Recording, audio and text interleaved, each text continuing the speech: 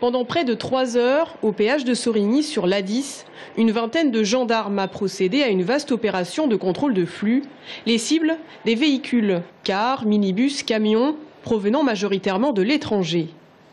Ce matin, nous sommes attachés à vérifier principalement, à déceler les éventuels trafics de stupéfiants et puis les entrées régulières en France de gens qui, on peut très bien penser, des gens qui ont fait le djihad et qui rentrent tout pareil en France. Donc ce sont nos deux principales pistes de travail de la matinée. Car depuis l'attentat terroriste de Charlie Hebdo en janvier dernier, la vigilance reste de mise, avec des effectifs qui ont été renforcés et des contrôles plus ciblés.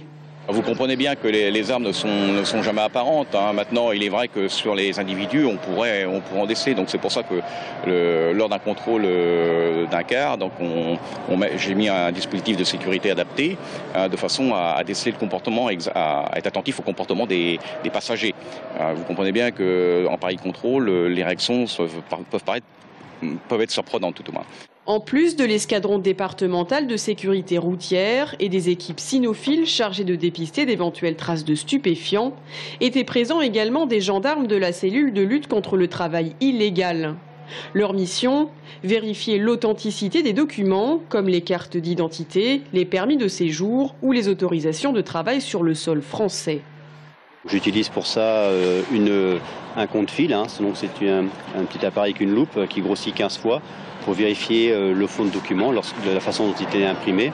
Et j'utilise également une petite lampe UV pour déterminer l'authenticité également, si c'est du document qui réfléchit ou pas sous éclairage ultraviolet. 60 000 véhicules passent chaque jour le péage de Sorigny.